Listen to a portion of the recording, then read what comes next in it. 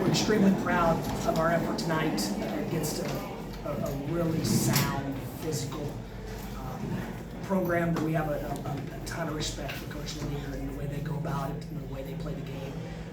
I thought our guys were able to match the physicality, and for us to have the rebounding edge that we did and generate more shots like we were able to do is a testament to our guys' determination. They had the focused look that we've been missing a little bit of lately. So it's nice to have that back, but we're excited going forward to have another opportunity on a quick turn. Questions for Alijah? Well, What was going through your head with that poster dunk? Obviously, a lot of people on social media are calling it the dunk of the year. Do you think it is? I don't know. I was just thinking, no dunking. I've been bad at myself all year with just taking these finger roll layups around the rim when I can play above it. So just credit John Nell. He made the extra pass for me to get down here. Alijah, it seems that since the Wichita State overtime period where you dominated, and then the Temple game, and then the USF game, and now tonight, it seems like you've been on a consistent streak of just playing well. Have you felt that way, or is it just coming naturally? Just coming natural. Just letting the game come to me.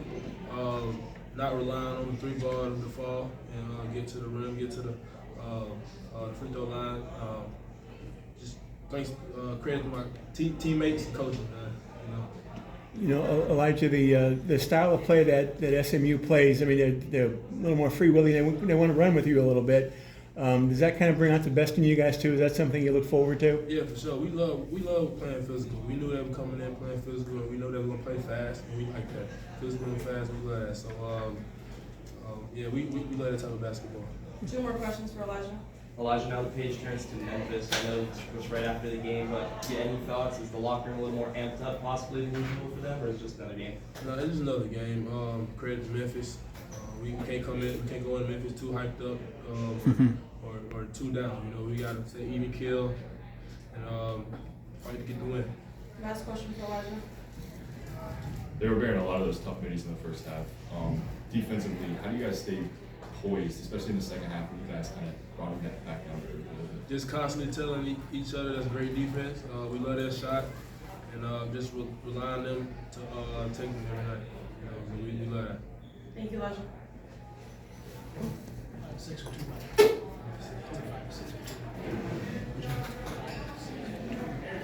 Oh, great game, Alijah. Just remind. Question. Coach, you know, SMU showcasing themselves as one of the best perimeter defenses in the league. How did you navigate your way around that with the preparation and how you made the adjustments throughout the course of the game? Well, when we're able to get stops, then we can come at you in waves of transition. We can generate a sandstorm in transition. And especially when our guards rebound, and our guards did an unbelievable job tonight of keeping balls alive when they couldn't get them getting in and joining the fight, and then that starts our break. And I thought Vlad, after the first 3 minutes, he was able to get in deep position and dominated the paint, and that opens up some driving lanes and whatnot. But I thought our guards set physical screens as well. I thought our off-ball screening was solid. And every time we were able to land on 2 feet on balance and show the ball, we were able to get what we wanted. So that has to be the emphasis going forward. Coach, Vlad has had 3 20-point games in the past 4 games. Can you talk about the dominance that he's been on in the hot streak he's been on recently? Yeah, he's doing it a number of ways. I think him getting deeper and us trying to find different ways to camouflage what we're trying to do. We don't get him the ball enough, but I thought Gaffney did a really nice job of finding him on some angles, and he probably had 2 or 3 that just didn't drop where he was able to generate fouls.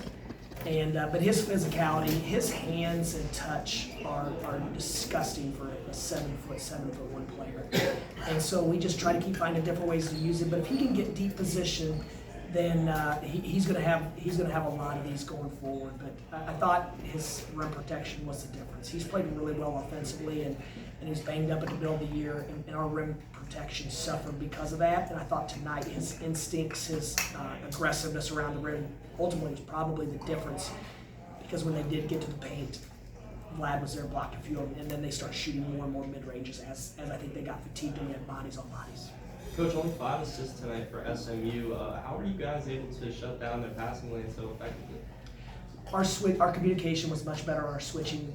Sunday at South Florida, we were a little bit loose and we weren't very physical with our off-ball switching. Tonight, I thought we were disruptive. I thought we were much more physical.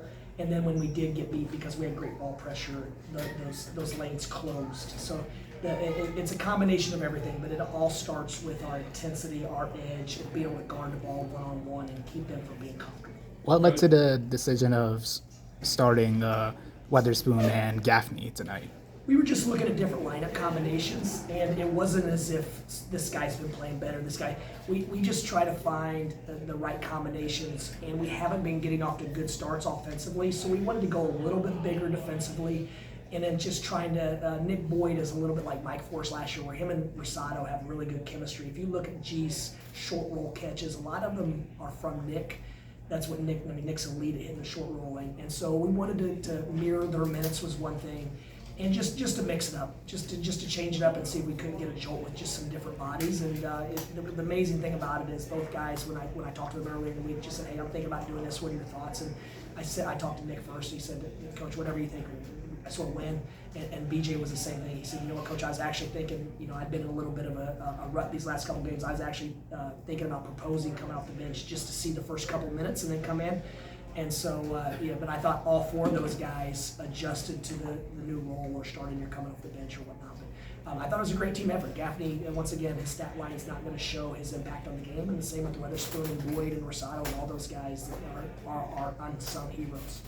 So, since people are talking about it, I probably kind of have to ask this question. Your name came up in news stories today. When coaches get contacted all the time, and almost none of them get sleep. But when your name came out, does that create any kind of maybe threaten to create like a little side spin to the team dynamic and anything you have to address? Fortunately for us, this started happening last January. It was more internal, where in recruiting circles and the coaches say these things, and your coaches are going to be there next year. And all I told the team last year was, there's nothing I can say. Just wait. You know how much I love coaching here. You know how much I love you guys. I don't know where this stuff originates, but there's going to be a lot of job openings every year going forward, and if you spend time commenting on every single job opening, but no, 100% of our focus in our locker room is on this job and doing the best we can with this job. Coach, you were only up 4 at halftime. Within the first 5 minutes of the second half, you were up by 13. What was that talk in the locker room about bringing up the intensity?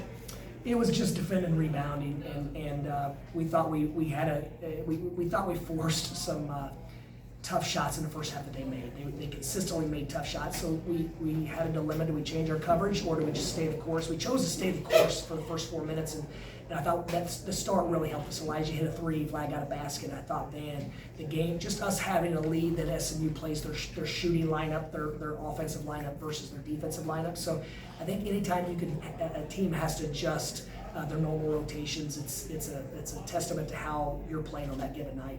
2 more questions. Coach, the past couple games after we've started working G back into the rotation, every game he's just getting better and better.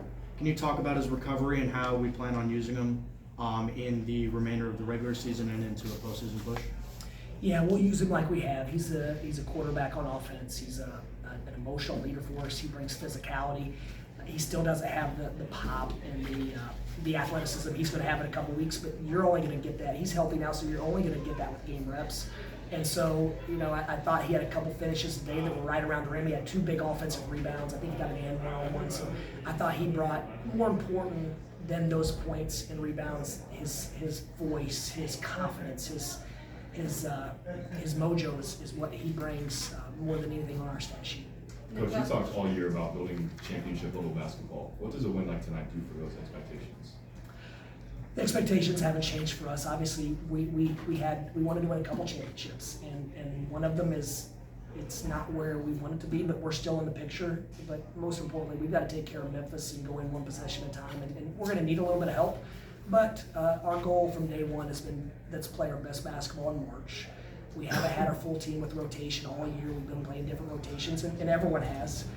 So now it's just that time of year where this team who's been through so much emotionally can see the finish line, and we've been in this spot before, so we know what it takes, and now we have to continue to take care of our bodies, ramp up our intensity, and play championship level basketball.